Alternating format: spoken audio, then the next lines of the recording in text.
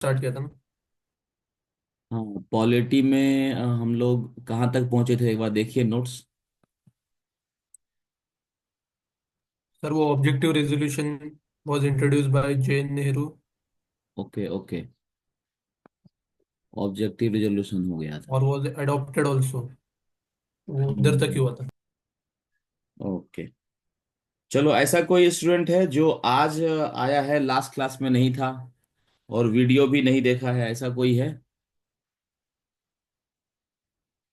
सब लोग last class में भी थे ना?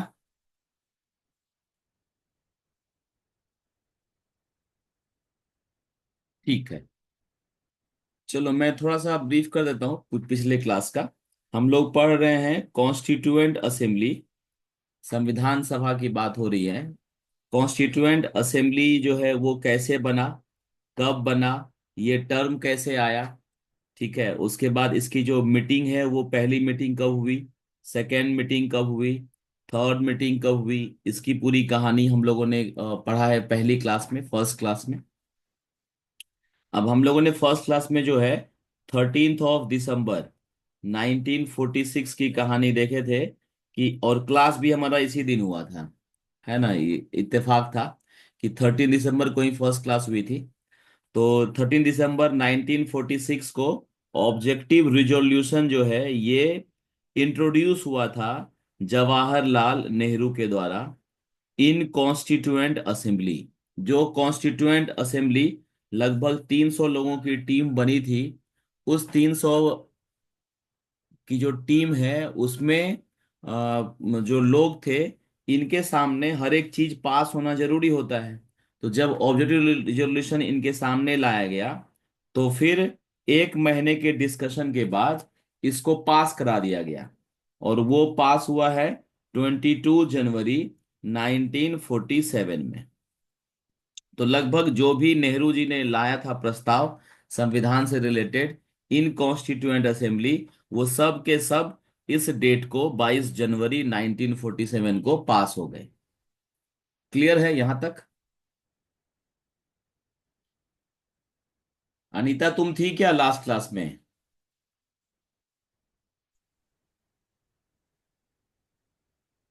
अनीता लास्ट क्लास में थी? No sir. ठीक है, वीडियो देखा था जो यूट्यूब पे आया था? नहीं। तो आया समझ में ये नहीं आया होगा समझ में, वीडियो तो देखना चाहिए ना। जो चैनल पर वीडियो आया हुआ है ना, टेलीग्राम पे भी डाला है मैंने आपके थाने ग्रुप में। तो वहां से पहला जो वीडियो है फर्स्ट क्लास, वो जरूर देख लीजिएगा, तो इस आसान होगा फिर आपको ये देखना। ठीक है। चलो, अब चलते हैं हम लोग आगे की कहानी समझते हैं। हम लोग पढ़ क्या रहे हैं? हम लोग पढ़ रहे हैं कि संविधान का जो है फॉर्मेशन कैसे हुआ, कॉन्स्टिट्यूशन कैसे बनता है, उसके बारे में पढ़ रहे हैं। वो बनाने वाले जो व्यक्ति है उनका नाम है कॉन्स्टिट्यूएंट असेंबली, जिसमें 300 लोग हैं। और उन्हीं 300 लोगों का जो मीटिंग हुआ है उसमें ऑब्जेक्टिव रेजोल्यूशन को हम लोगों ने देखा है। अब चलते हैं कि कुछ चीजें जो है।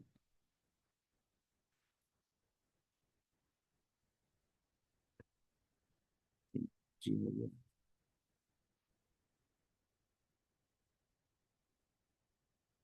एक टर्म जो है बीच में रह गया था, एक क्वेश्चन देखा है मैंने कि ये बार बार पूछा है, स्टार देके लिखना। 16 अगस्त 1946, ये डेट बहुत ही इंपॉर्टेंट है। आज की क्लास का पहला फैक्ट, 16 अगस्त 1946 को direct action day, direct action day जो है वो सेलिब्रेट किया गया है, celebrated by Muslim league. Muslim league ने क्या किया था? डायरेक्ट एक्शन डे सेलिब्रेट किया था इस दिन को, 16 अगस्त 1946 को, जब कॉन्स्टिट्यूएंट असेंबली के लिए इलेक्शन जो है वो, इलेक्शन डिक्लेयर हो गया कि अभी इलेक्शन होगा, और उस इलेक्शन में कॉन्स्टिट्यूएंट असेंबली में कौन कहां से खड़ा होगा, हर एक पार्टियों को बोल दिया गया कि आप अपना अपना कैंडिडेट जो है आप खड़ा कराइए, और फिर इलेक्शन जो है वो होगा। जब ये डिक्लेयर हुआ तो फिर अब सभी पार्टियां जो है अपने प्रचार प्रसार में लग गई। ठीक है। और जब प्रचार प्रसार में लगी तो उस समय लग रहा था कि ये जो आईएनसी है, इंडियन नेशनल कांग्रेस है, ये पूरी तरह से विजयी हो जाएगी मैक्सिमम जगह पर। होता ना कि प्रचार करते वक्त ही लग जाता है कि हाँ ये पार्टियां जीत रही है, वो पार्टियां जीत रही है, जो एक हुजूम होता है। तो जब ऐसा लग रहा था कि मुस्लिम लीग जो है हार जाएगी और इंडियन नेशनल कांग्रेस जो है वो जीत जाएगी, तो इससे रुष्ट होकर के, इससे दुखी होकर के मुस्लिम लीग ने डायरेक्ट एक्शन डे अनाउंस कर दिया। और इस डायरेक्ट डायरेक्ट एक्शन डे में जो है कम्युनल राइट्स हो गया था।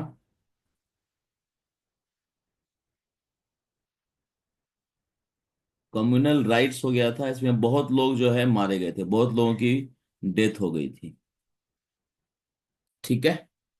तो डायरेक्ट एक्शन डे से रिलेटेड एग्जाम में क्या पूछेगा, एग्जाम में पूछेगा कि ये कब हुआ। पहला, तो ये हुआ है 16 अगस्त 1946। किसने किया, तो मुस्लिम लीग ने किया। क्यों किया था, क्योंकि मुस्लिम लीग को लग रहा था कि ये जो है कॉन्स्टिट्यूएंट असेंबली के इलेक्शन में हार रहे हैं इनको, और इंडियन नेशनल कांग्रेस जो है जीत रहा है, इसके कारण इन्होंने ये किया था, जिसके कारण कम्युनल राइट्स हो गया था। बहुत लोग जो है जान माल की, हाँ, मतलब बहुत लोग मारे गए थे। तो ये एक फैक्ट जो है एग्जाम में पूछता है। तो वो बीच में ही कहीं स्टार दे के लिख दीजिएगा। अब हम लोग चलते हैं अपने टॉपिक पे। हमारा टॉपिक क्या है कि एक हेडिंग देना, ऑब्जेक्टिव रेजोल्यूशन हो गया है। नेक्स्ट टॉपिक है changes changes by the independent independence act 1947। एक कानून लाया गया था, इंडिपेंडेंस एक्ट 1947। तो इंडिपेंडेंस एक्ट 1947 में ये बातें कही गई थी कि इस डेट से अंग्रेज चले जाएंगे, आप लोग सब आजाद हो गए और अपना जो है देश संभालिए। उस तरह की कहानी यहाँ पर कही गई थी। तो इसमें मेनली जो चेंजेज आए थे वो दो तीन पॉइंट, जहां से एग्जाम में पूछता है क्वेश्चन, उसको देख लेंगे। पहला पॉइंट इन्होंने कहा कि जब हम चले जाएंगे तो उसके बाद जो असेंबली है, असेंबली मतलब कॉन्स्टिट्यूएंट असेंबली, असेंबली जो है वो to be a fully sovereign, assembly to be a fully sovereign. Sovereign का मतलब होता है कि जिसके ऊपर कोई नहीं, मतलब जो वो चाहे वो खुद वही काम कर ले, किसी से पूछने की जरूरत नहीं है। तो बिफोर 1947 हम लोगों को पता है कि हम लोग क्या थे, गुलाम थे अंग्रेज के। तो जो भी कॉन्स्टिट्यूएंट असेंबली भी बना था तो वो ब्रिटिशर्स के अंडर में ही बना था। तो ब्रिटिशर्स के अंदर, अब ब्रिटिश जब चले जाएंगे तो फिर ये क्या हो जाएगा, असेंबली। असेंबली मतलब कॉन्स्टिट्यूएंट असेंबली। जहां भी असेंबली वर्ड यूज हो रहा हो समझ लेना वो किसकी बात कर रहा है, कॉन्स्टिट्यूएंट असेंबली की बात कर रहा है। तो कॉन्स्टिट्यूएंट असेंबली जो है पूरी तरह से क्या हो जाएगा, सोवरन हो जाएगा, मतलब पूरी तरह से फ्री हो जाएगा, आजाद हो जाएगा, मतलब जिसके ऊपर कोई नहीं हो, दैट इज कॉल्ड सोवरन। तो इस इंडिपेंडेंस एक्ट में यह कहा गया कि अब जो है कॉन्स्टिट्यूएंट असेंबली वो पूरी तरह से सोवरन हो जाएगी, मतलब ब्रिटिश फ्री हो जाएगी। ब्रिटिशर्स का इस पर कोई इम्पैक्ट अब नहीं होगा। दूसरा, constituent assembly constituent assembly to a legislature also, legislature also. ये क्या होता है कि अभी इसका जो काम था कॉन्स्टिट्यूएंट असेंबली का, वो काम क्या था, संविधान बनाना है ना। इनका काम था संविधान बनाना, मतलब कॉन्स्टिट्यूशन का निर्माण करना, बनाना। लेकिन अब जब ब्रिटिशर्स चले जाएंगे तो ब्रिटिशर्स क्या बोल रहे हैं इस लॉ में कि अब यही कॉन्स्टिट्यूएंट असेंबली लेजिस्लेचर का भी काम करेंगे। लेजिस्लेचर मतलब कानून बनाना, to making law, to make a law, making law, make a law. मतलब अब कानून जो बनेगा वो कानून भी कौन बनाएगा, अब यही बनाएगा, कॉन्स्टिट्यूएंट असेंबली ही बनाएगा, क्योंकि ब्रिटिशर्स अब जा रहे हैं। ब्रिटिशर्स थे तो वो खुद बनाते थे कानून। तो अब बोला गया कि इसी लॉ में कि अब हमारा पूरा पावर कौन एंजॉय करेगा, कॉन्स्टिट्यूएंट असेंबली एंजॉय करेगा। पूरा भारत पे कानून जो लगेगा वो किसके द्वारा लगेगा? वो कॉन्स्टिट्यूएंट असेंबली के द्वारा लगेगा जब हम यहां से चले जाएंगे तो। थर्ड पॉइंट, मुस्लिम लीग के लिए भी कहा गया इसमें, Muslim League members made a separate constituent assembly. Muslim League जो है उनके लिए कहा गया कि वो अब सेपरेट कॉन्स्टिट्यूएंट असेंबली बनाएंगे। मतलब जो कॉन्स्टिट्यूएंट असेंबली बना हुआ था उससे अलग, क्योंकि पाकिस्तान का जो है निर्माण करना है, पाकिस्तान के लिए अलग से कॉन्स्टिट्यूएंट असेंबली बनेगा। ये भी इसी एक्ट में, इंडिपेंडेंस एक्ट 1947 में पास करा दिया गया। क्लियर हुआ ये तीनों पॉइंट? किरण, क्लियर हुआ? लिख लिया? सब लोगों को पेन पेपर लेके बैठना है। हाँ। ठीक है, विश्वकर्मा अभी आए हैं। अमित, क्लियर हुआ? अमित, क्लियर है ये तीनों पॉइंट? आगे बढ़े। यार वो एक्चुअली जा रहा हूँ लेकिन मैं तो उसकी वजह से अच्छा, तुम ट्रेवलिंग में हो? चल रहा हूँ। तुम यस यस यस और जॉब पे जा रहा अच्छा, जॉब पे जाओ, ठीक है। तो बस सुनते रहो, घर जाओगे तो हूँ फिर बस नहीं सुना समझ लेना। में आ रहा हाँ, है यस रिकॉर्डिंग आ जाएगा। यस ठीक है, म्यूट कर लो, म्यूट कर लो, आवाज आ रही है। चलिए, अब चलते हैं हम लोग। अभी हमने देखा कि कॉन्स्टिट्यूएंट असेंबली जो है ये अब दो काम करेगी। एक काम क्या करेगी? टू मेक कॉन्स्टिट्यूशन, और दूसरा टू मेक लॉ। है ना, दो काम अब इनके पास आ गया। तो अब कह रहा है कि जब कॉन्स्टिट्यूशन बनाने से रिलेटेड मीटिंग होगा तो उसके चेयरमैन होंगे डॉक्टर राजेंद्र प्रसाद। मतलब जब कॉन्स्टिट्यूएंट असेंबली संविधान निर्माण से रिलेटेड काम करने के लिए मीटिंग करेगी तो उसके प्रेसिडेंट कौन होंगे, उसको एड्रेस कौन करेगा? डॉक्टर राजेंद्र प्रसाद करेंगे। और लेकिन जब लॉ बनाया जाएगा, मतलब इंडिया पर कोई लॉ बनाना है, तो उसके लिए जो प्रेसिडेंट है उनका नाम है जीवी मावलंकर। ये एग्जाम में पूछा है कई बार। उसके चेयरमैन कौन होंगे या उसके प्रेसिडेंट कौन होंगे, तो वो हो जाएगा जीवी मावलंकर।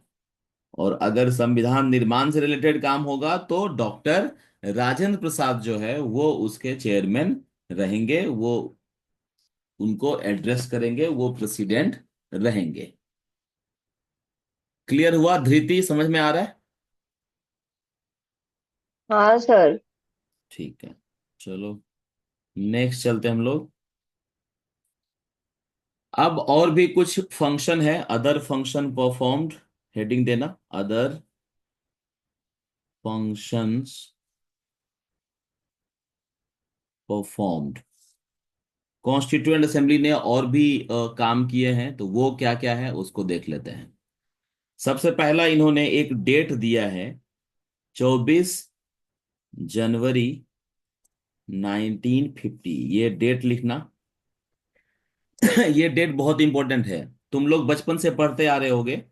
26 जनवरी 1950, याद है इस डेट को क्या हुआ था? प्रणाली। 26 जनवरी 1950 को क्या हुआ था? प्रणाली, प्रणाली उकेराडे। प्रणाली, सबको बोलना है।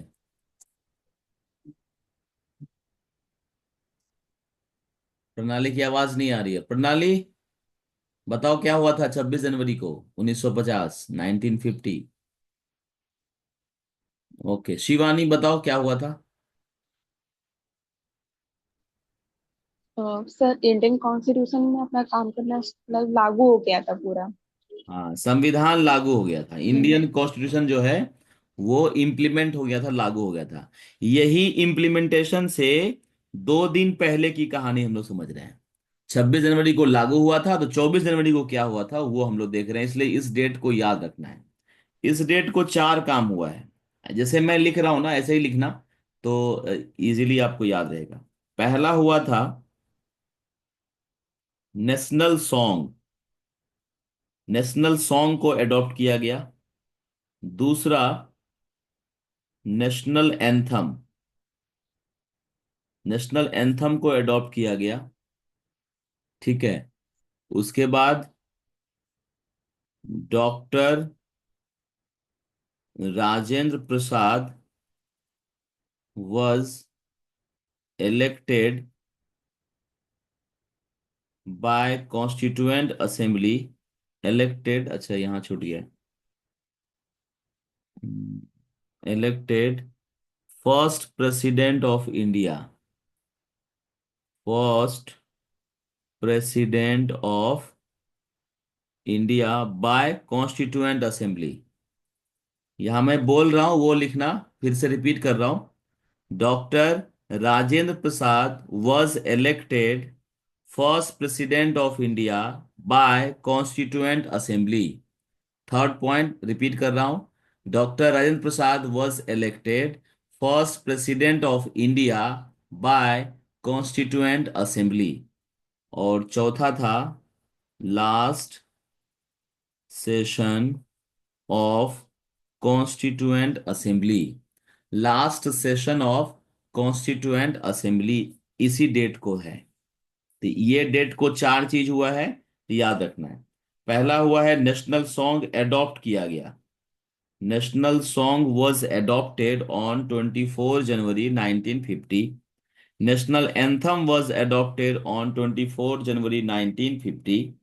And Dr. Rajendra Prasad was elected first president of India by Constituent Assembly। अभी तक डॉक्टर राजेंद्र प्रसाद क्या थे? प्रेसिडेंट थे कॉन्स्टिट्यूएंट असेंबली के। लेकिन इस डेट के बाद वो प्रेसिडेंट हो गए किसके? इंडिया के, भारत के प्रथम राष्ट्रपति हो गए डॉक्टर राजेंद्र प्रसाद। किसने चुना था इनको? तो लोगों ने नहीं चुना था,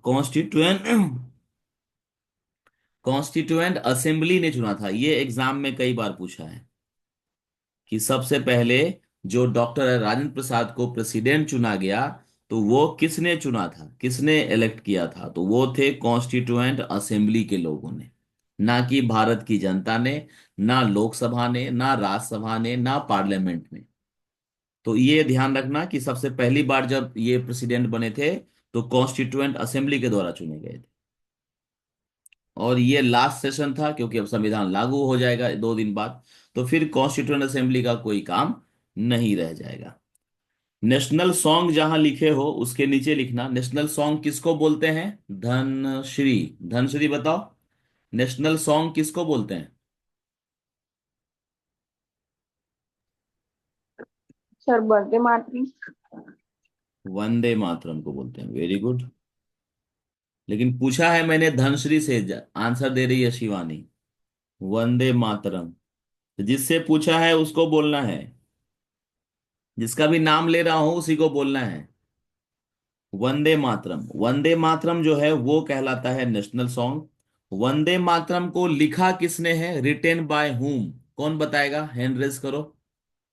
वंदे Mataram was written by whom? Supriya और कौन, किसको किसको पता है? पवन को पता है। वंदे मातरम किसने लिखा है? शिवानी को पता है। बस 3 लोगों को पता है, अनीता को नहीं पता है। बचपन की बातें हैं अनीता, बचपन में पढ़े थे हम लोग। मैं अभी, मेरी बेटी है वो 2 साल की, 2 साल, 2 स्टैंडर्ड 2 में पढ़ रही है, उसके बुक में है ये, स्टैंडर्ड 2 के बुक में है ये। अब सोचो तुम लोगों को अगर नहीं पता है तो कितनी शर्म की बात है। स्टैंडर्ड 2 की बुक में, अभी मैं कल ही पढ़ा रहा था मेरी बेटी को, उसके बुक में लिखा था वंदे मातरम किसने लिखा है। धृति को नहीं पता है? हाँ, हैंड रेज नहीं किया है। अमित ने भी हैंड रेज नहीं किया है। किरण गोस्वामी को भी नहीं पता है। तो नेटवर्क मेरा थोड़ा अनस्टेबल है। सर हैंड रेस करने नहीं आ रहा मुझे इसमें। तो बोल दो भाई, आंसर ही बोल दो किरण। सर बंकिम चंद्र रविंद्रनाथ चटर्जी। टैगोर ना? क्या क्या क्या, बंकिम चंद्र चटर्जी, हाँ।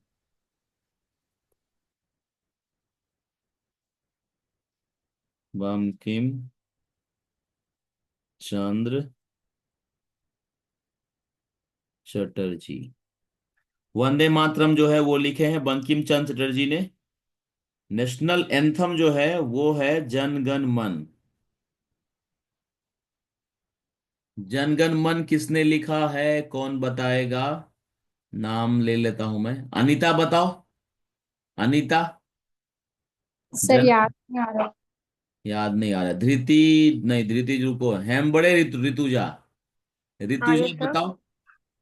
रविन्द्रनाथ टैगोर। हाँ, रविंद्रनाथ टैगोर।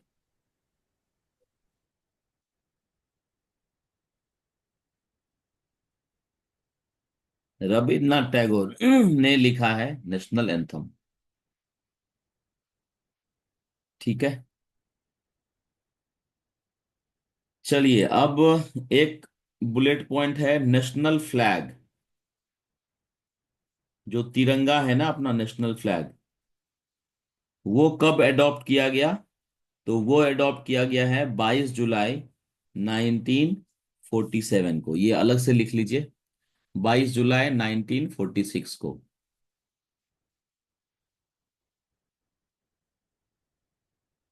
ठीक है।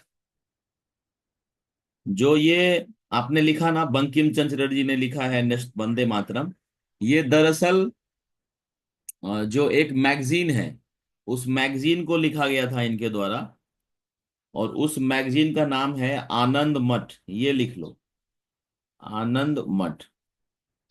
ये आनंद मठ मैगजीन जो है वो रिटेन बाय बंकिम चंद्र चटर्जी। और उसी आनंद मठ मैगजीन में वंदे मातरम है। कहानी ऐसे है, आनंद मठ मैगजीन में ही वंदे मातरम है। और आनंद मठ मैगजीन जो है किसने लिखा है, तो बंकिम चंद्र चटर्जी ने लिखा है। नेशनल फ्लैग हो गया। नेशनल फ्लैग जो है वो कब अडॉप्ट किया गया, तो 22 जुलाई 1947 को। संविधान को बनने में कितना समय लगा, कितना टाइम लगा? 2 साल 11 महीने 18 डेज। 2 साल 11 महीने 18 डेज जो है संविधान को बनने में समय लगा है। और इसमें जो एक्सपेंडिचर हुआ है, एक्सपेंस जो हुआ है, वो हुआ है 64 लैक्स, 64 लाख रुपए जो है खर्च हुए हैं। ठीक है, क्लियर हुआ?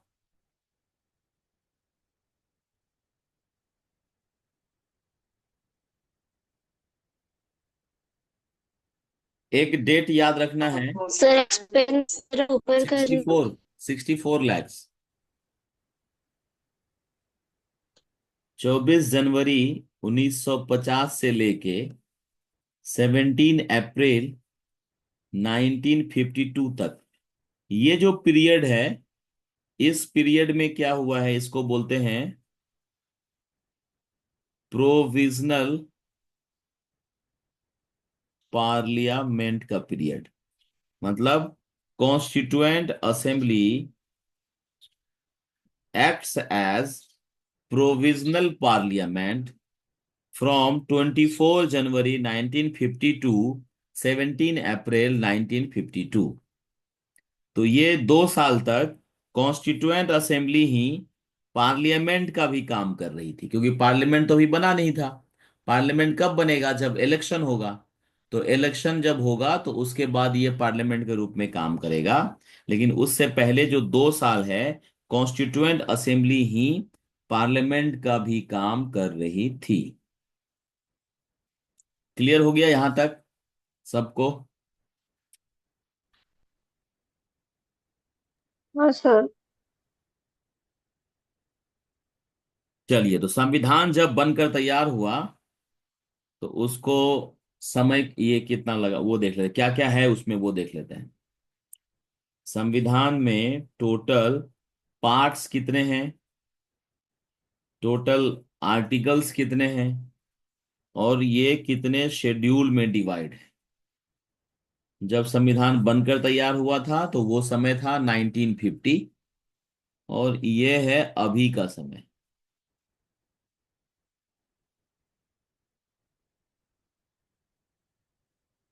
याद रखना है, पार्ट्स जो है उस समय थे कितने, 22।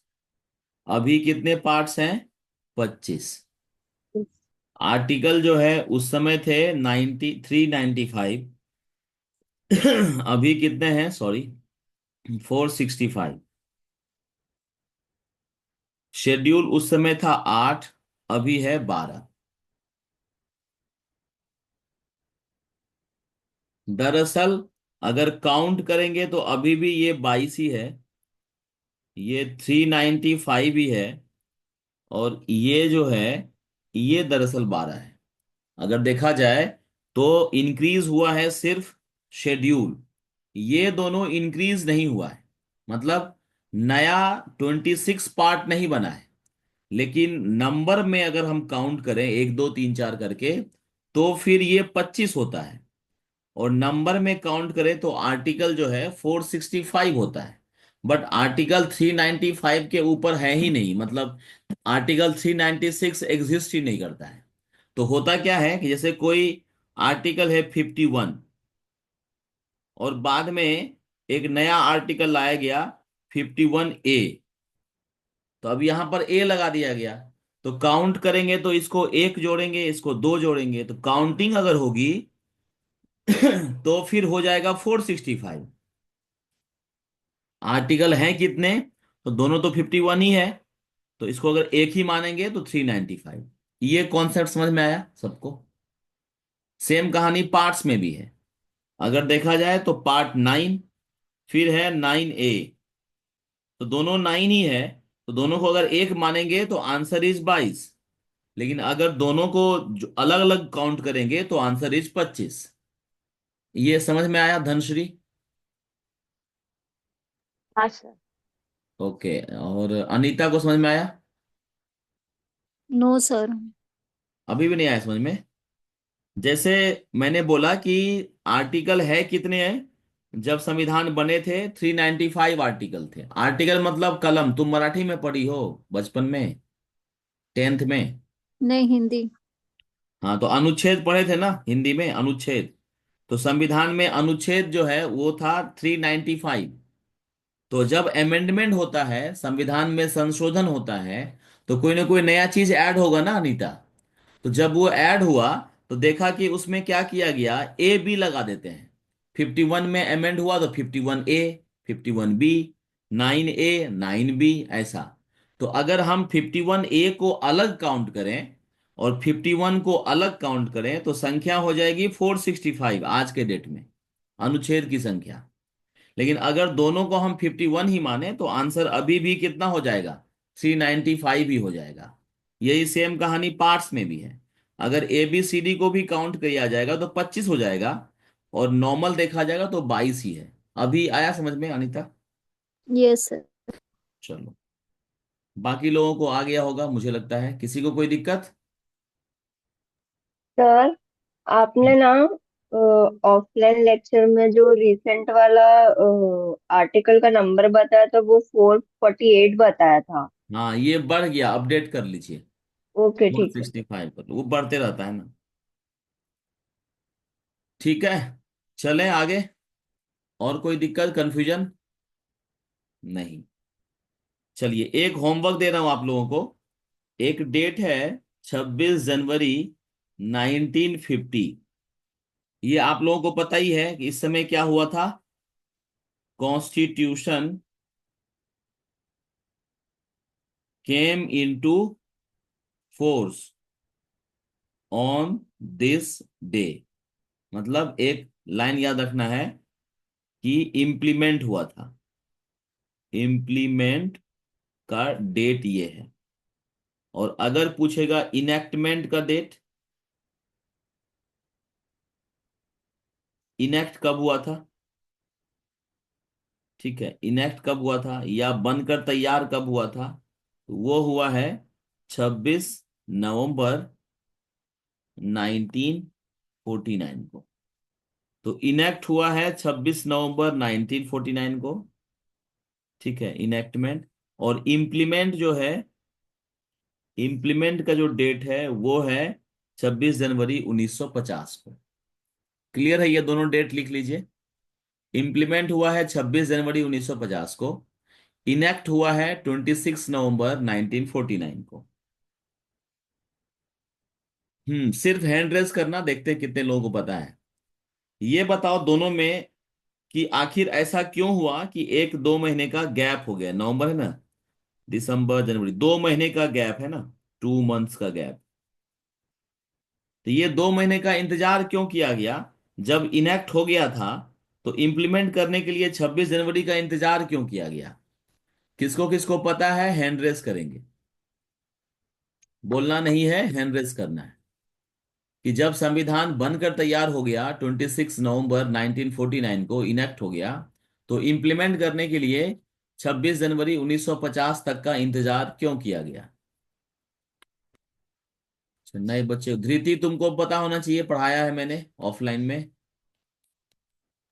हैंड रेज नहीं हो रहा है इसमें। ओके, पवन नहीं पता? चलो शिवानी तुम बता दो।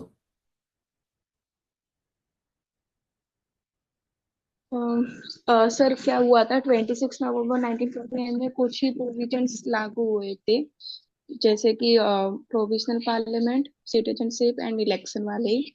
और बाकी जितने भी रेस्ट ऑफ द प्रोविजंस थे that came into force from 26 Jain 1950। हाँ, क्यों? वही तो पूछ रहा हूं मैं। कारण तो वो है, वाई वाई, चार ही चीज उधर लागू हुआ, बाकी चीज के लिए 2 महीने का इंतजार क्यों? क्योंकि सब प्रोविजंस रेडी नहीं हुए थे ना, एक्सेप्टेबल नहीं हो रहे थे उस टाइम नहीं पे। नहीं, ऐसा कुछ नहीं है। सुप्रिया बताओ, देखो सुनो आंसर, सुप्रिया बताएगी। सर 26 दिसंबर को कुछ इनैक्ट करने पड़े क्योंकि वो कंपल्सरी थे उस वक्त इनैक्ट करना, और बाकी सबको इसलिए रुकाया गया क्योंकि 26 जनवरी 1950 को पूर्ण स्वराज डेट है, 26 जनवरी, इसीलिए उसी दिन कॉन्स्टिट्यूशन लागू करने का तय किया था। हाँ, 26 जनवरी 1930 को पूर्ण स्वराज हम लोगों ने मनाया था। पूर्ण स्वराज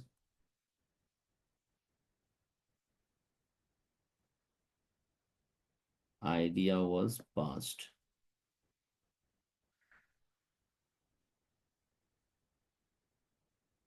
इन लाहौर सेशन। लाहौर में इंडियन नेशनल कांग्रेस का सेशन हुआ था। इंडियन नेशनल कांग्रेस का सेशन हुआ था लाहौर में, जिस सेशन में पहली बार पूर्ण स्वराज का स्लोगन दिया गया। ठीक है, कंप्लीट इंडिपेंडेंस। पूर्ण स्वराज मतलब कंप्लीट इंडिपेंडेंस के बारे में बात की गई। मतलब पूरी तरह से हमको आज़ादी चाहिए, जबकि इससे पहले ऐसा नहीं किया गया था। इससे पहले हम लोग जो है इस बारे में थे कि चलो हमको डुअल अगर मिलता है तो भी ठीक है, मतलब हम लोग अपना शासन खुद करेंगे। अब ब्रिटेन जो है वो ऊपर से हम लोगों को देखेगा अच्छे से, क्योंकि हम लोग उतने वो मतलब एबल नहीं है अपना शासन चलाने में। इस चीज को हम बिलीव कर रहे थे। लेकिन पहली बार ऐसा हुआ कि 1930 में, 26 जनवरी 1930 में जो सेशन हुआ, जहां पर झंडा फहराया गया, तिरंगा को फहराया गया और पूर्ण स्वराज के बारे में जो है बात की गई।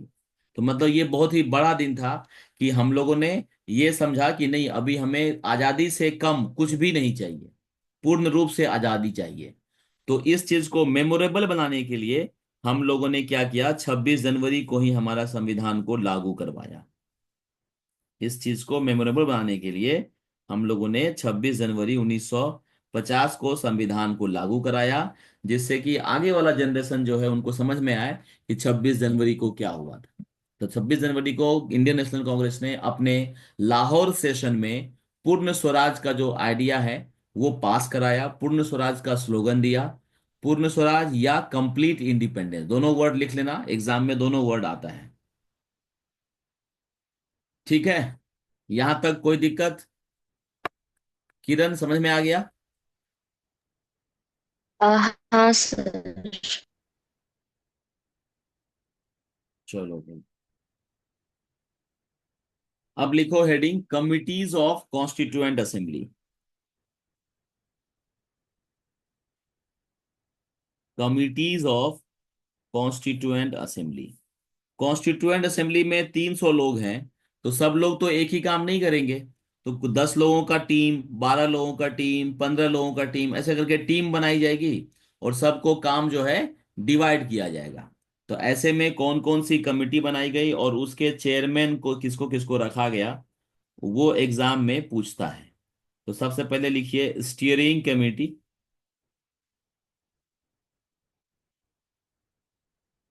ये है डॉक्टर राजेंद्र प्रसाद। स्टीयरिंग कमेटी के, अब तुमसे पूछेगा कि स्टीयरिंग कमेटी के प्रेसिडेंट किसको बनाया गया था।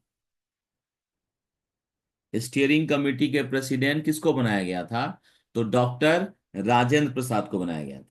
दूसरा है union power committee.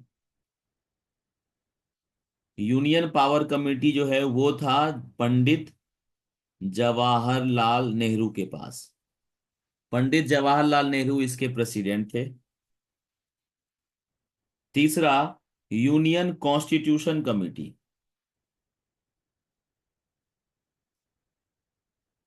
Union constitution committee,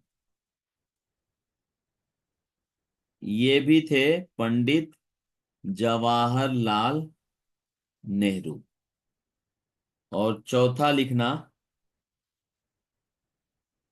drafting committee. Draft जो बनाते हैं, ड्राफ्टिंग कमेटी थे doctor B.R. Ambedkar. B.R. Ambedkar.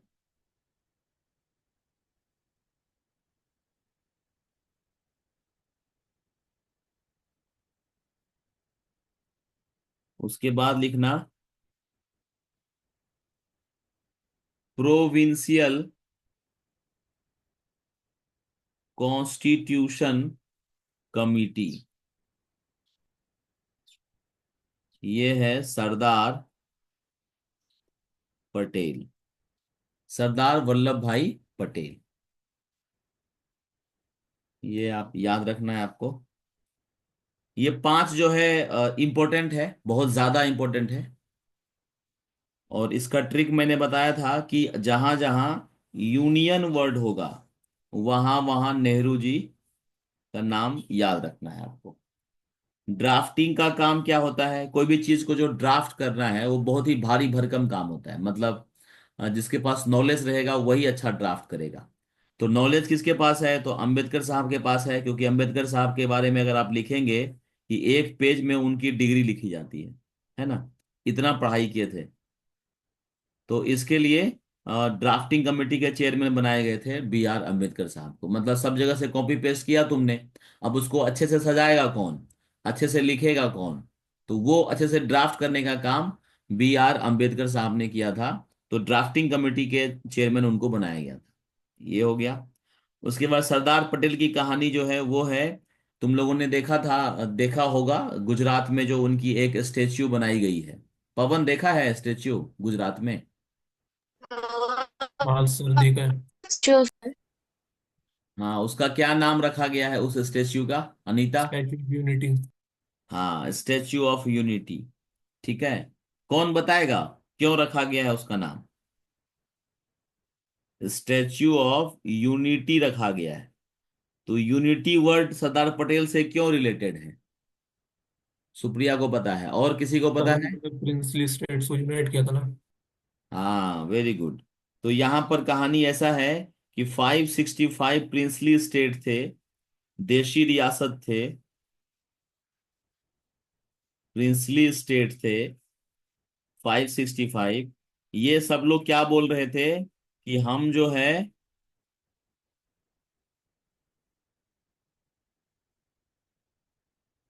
है ना तो इंडिया में पार्ट लेंगे और ना ही पाकिस्तान में मिलेंगे। हम अलग अलग देश बनाएंगे। ये जैसे जैसे इंडिया हो गया, अब सोचो यहाँ पर 565 पार्ट में इसको डिवाइड कर देगा इंडिया को, तो कैसा हालत हो जाता। मतलब ये लोग चाह रहे थे कि हम अपना कंट्री बनाएंगे, ना इंडिया में मिलेंगे ना पाकिस्तान में मिलेंगे, जब इनको ये दिया गया। तो फिर ये जिम्मा उठाया सरदार पटेल ने, और ये हर एक देश रियासत के पास जाके मार धार एक्शन से भरपूर फिल्म बनाई, और फिर सबको जबरदस्ती इंडिया में मिलाया और इंडिया को यूनाइट कराया, इंडिया को एक कराया। तो ये 565 प्रिंसली स्टेट को इंडिया में मिलाने का जो काम है, ये सरदार पटेल ने किया था। इसीलिए जहां जहां प्रिंसली, प्रोविजनल, ये सब वर्ड आएगा, प्रोविंशियल, तो ऐसे ही समझ लेना कि वो सरदार पटेल की कहानी है।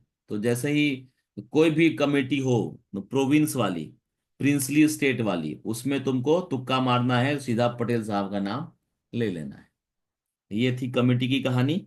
अब चलते हैं अदर कमेटी में। सबसे पहले एक स्टेट कमेटी लिख दो,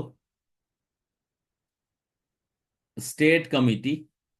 इसके लिए है पंडित जवाहरलाल नेहरू, स्टेट कमेटी। दूसरा है fundamental rights sub committee, fundamental rights sub committee, ये है J B Kripalani, J B Kripalani. उसके बाद एक कमेटी है माइनॉरिटीज, माइनॉरिटीज सब कमेटी। इसके चेयरमैन थे H C Mukherjee, H C Mukherjee. उसके बाद एक कमेटी है रूल्स ऑफ प्रोसीड्यूर कमेटी। इसके हैं डॉक्टर राजेंद्र प्रसाद। ठीक है। उसके बाद एक कमेटी है एडवाइजरी कमेटी, ये एसएससी 2024 में पूछा था, on fundamental rights, minorities and tribal excluded areas. इसके हैं सरदार पटेल, सरदार पटेल। सबने लिख लिया या किसी का कुछ छूटा है तो बोलो, मैं रिपीट कर दूंगा। लास्ट वाला जो है advisory committee on fundamental rights, minorities and tribal and excluded areas, ये जो कमेटी है इसको हेड कौन कर रहे थे? Sardar Patel. Rules of procedure committee doctor Rajendra Prasad. Minority sub committee S C Mukherjee. Fundamental right sub committee J B Kripalani. यहां पर कंफ्यूजन होता है, फंडामेंटल राइट सब कमेटी है जेबी कृपलानी, और यहां पर फंडामेंटल माइनॉरिटीज वाला जो है वो है सरदार पटेल, ये याद रखना है। इसलिए ये एग्जाम में क्वेश्चन बना भी था। सबने लिख लिया? चलो, अब सबसे इंपॉर्टेंट है एक कमिटी जो है ड्राफ्टिंग कमिटी, ड्राफ्टिंग कमेटी, इसको पढ़ना जरूरी है। ड्राफ्टिंग कमेटी के चेयरमैन हैं डॉक्टर भीमराव अंबेडकर साहब। इनके अलावा इस टीम में 6 लोग और थे, तो सबका नाम जो है ना पूछता है एग्जाम में, तो आपको सिर्फ चेयरमैन से काम नहीं चलेगा ड्राफ्टिंग को लेकर, इसमें सबका नाम याद रखना है। तो सबसे पहले लिख दो doctor B R, B R Ambedkar. ये कौन थे भाई? ये चेयरमैन थे, प्रेसिडेंट थे। दूसरा अल्लादी कृष्णा स्वामी अय्यर, अय्यर, ये दूसरा हो गए। तीसरा एम गोपाला स्वामी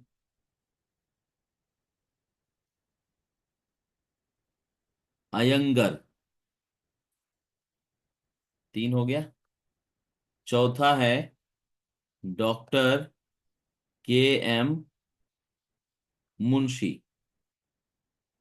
पांचवा है सैयद मोहम्मद सादुल्लाह। सैयद मोहम्मद सादुल्लाह।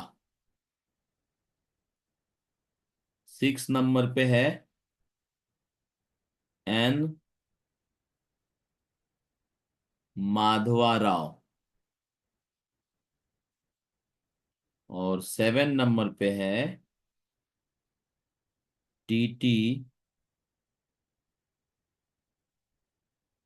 कृष्णामचारी। टीटी कृष्णामचारी। ये 7 नाम आपको याद रखना है। लिख लीजिए सब लोग। पहला है डॉक्टर बी आर अंबेडकर। दूसरा है अल्लादी कृष्णा स्वामी अय्यर। तीसरा है एन गोपाला स्वामी अयंगर। चौथा है डॉक्टर के एम मुंशी। पांचवा है सैयद मोहम्मद सादुल्लाह। छठा है एन माधवा राव। सातवां है टीटी कृष्णामचारी। सबने लिख लिया?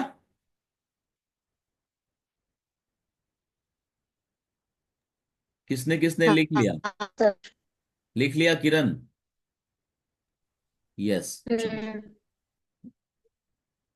किसी नए बच्चे को, किसी को दिक्कत? धनश्री लिख ली? धनश्री हाँ गजाकोश। सर। हाँ। अब देखो कुछ ना, अब ये याद कैसे रहेगा?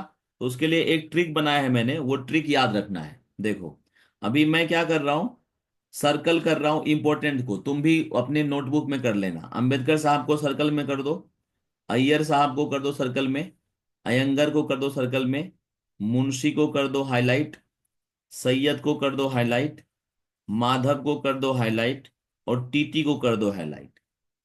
ठीक है, ये 7 नाम को हाईलाइट कर दीजिए। अब जो स्टोरी मैं बोल रहा हूं, मतलब याद रखने के लिए, किसी को दिल पे नहीं लेना है कि सर ने ऐसा कैसे बोल दिया। ठीक है, हमको, मेरा मकसद क्या है? सिर्फ एग्जाम पास करना, बस दैट्स इट। बाकी हमको कोई मतलब नहीं है। इसलिए कोई भी चीज, जो ट्रिक है वो ट्रिक कोई भी बन सकता है। तुम भी अपना ट्रिक बना सकते हो। मैंने जो ट्रिक बनाया है वो ट्रिक ऐसा है कि अंबेडकर साहब और अय्यर साहब ये दोनों संविधान का काम कर रहे थे, ड्राफ्टिंग का काम कर रहे थे। ड्राफ्टिंग का काम करते करते इनको भूख लग गई।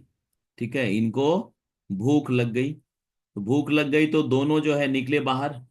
बाहर निकले तो देखा, बाहर रोड पे जब घूम रहे थे देखा कि अयंगर का एक केक का शॉप है, अयंगर का केक का दुकान है। वहां पर दोनों गए, केक खाया, भरपेट केक खा लिया अच्छे से। फिर जब पैसा देना था तो फिर देखा कि वॉलेट जो है भूल गए हम लोग ऊपर ही, जो संविधान का काम कर रहे थे। अब क्या करें भाई? तो फिर इन लोगों ने फोन लगाया। फोन लगाया किसको? जिसके पास पैसा होगा। पैसा किसके पास रहता है? मुंशी जी के पास। आपको पता है भारत में मुंशी जो है वो क्या होता है? मुंशी का मतलब रुपया पैसे का काम करने वाला।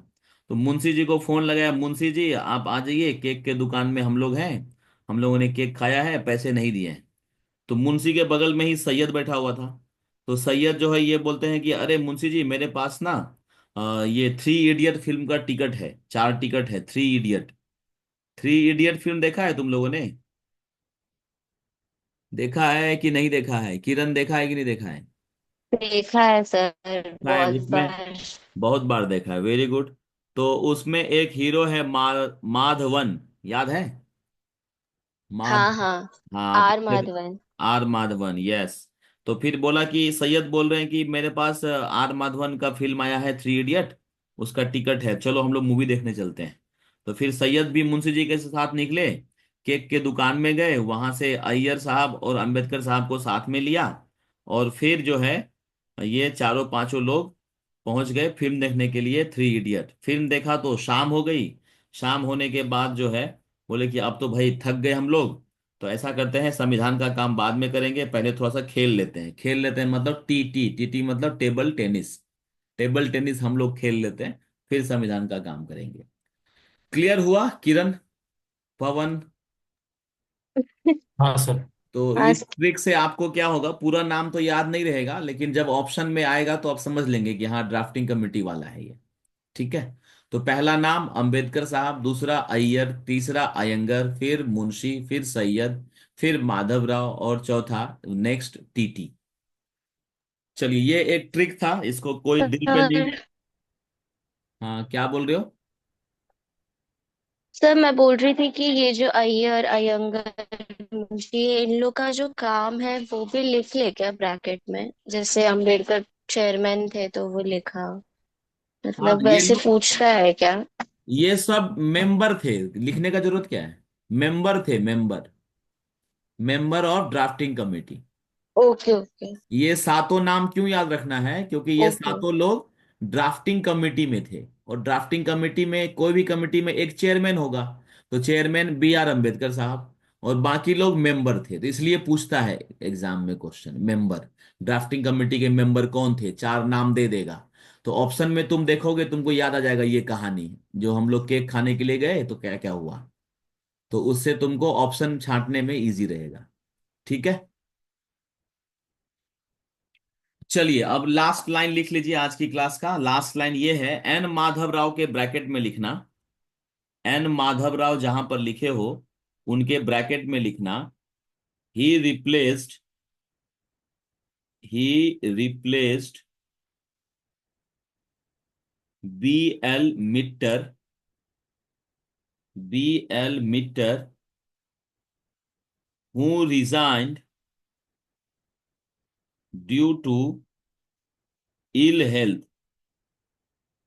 मतलब माधव राव ने बीएल मिट्टर को रिप्लेस किया था इसके मेंबर बनने के लिए।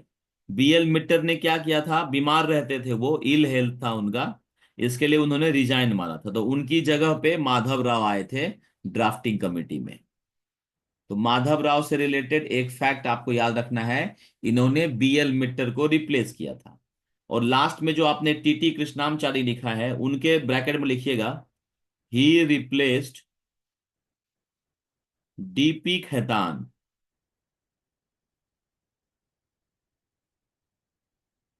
Who died in 1948। इनकी डेथ हो गई थी 1948 में। तो डीपी खेतान के जगह पे आए थे टीटी कृष्णामचारी। ये दो फैक्ट से भी क्वेश्चन पूछता है। तो माधवराव जो है वो आए थे बीएल मिट्टर की जगह पे, और डीपी खेतान आए थे, डीपी खेतान की जगह पे कौन आए थे, टीटी कृष्णामचारी। ये दो फैक्ट हो गया। तीसरा फैक्ट याद रखिएगा, आज की क्लास का last fact, drafting committee submitted a draft, a draft of constitution of India to the president of the assembly on February 21, 1948। ये डेट याद रखना है। ड्राफ्टिंग कमिटी जो है, उन्होंने ड्राफ्ट जो बनाकर सबमिट किया था, कब सबमिट किया था, February 21, 1948 को ड्राफ्टिंग कमिटी ने अपना ये रिपोर्ट सबमिट कर दिया था। तो आज की क्लास हम लोग यहीं पर खत्म करेंगे, और नेक्स्ट क्लास जो कल होगी उसमें हम लोग मिलेंगे, और उसमें शेड्यूल हम लोग पढ़ेंगे। इंडियन जो शेड्यूल हमने देखा था, 8 शेड्यूल था, और अभी जो है 12 हो गया है। तो इसकी कहानी हम लोग कल की क्लास में मिलेंगे। ठीक है। चलिए, thank you very much, yes मिलते हैं। हाँ, कोई कुछ बोल रहा है? किसी को कुछ बोलना है? नहीं। सर। हाँ, बोलो जल्दी, धृति। और ऑफलाइन में जब आपने सिखाया था तो ड्राफ्टिंग कमेटी में जो मेंबर थे कृष्ण स्वामी अय्यर, उनके सरनेम में आपने AIY स्पेलिंग, YER वाला। स्पेलिंग देख लेना, स्पेलिंग देख लेना। हाँ वही मैं बोल रही थी एक बार। स्पेलिंग चेक कर लेना, वो मेरा गलत भी हो सकता है स्पेलिंग। ओके ठीक है। ठीक है। चलो, मिलते हैं फिर हम लोग नेक्स्ट क्लास कल शेड्यूल में। ठीक है। Thank you very much, bye bye.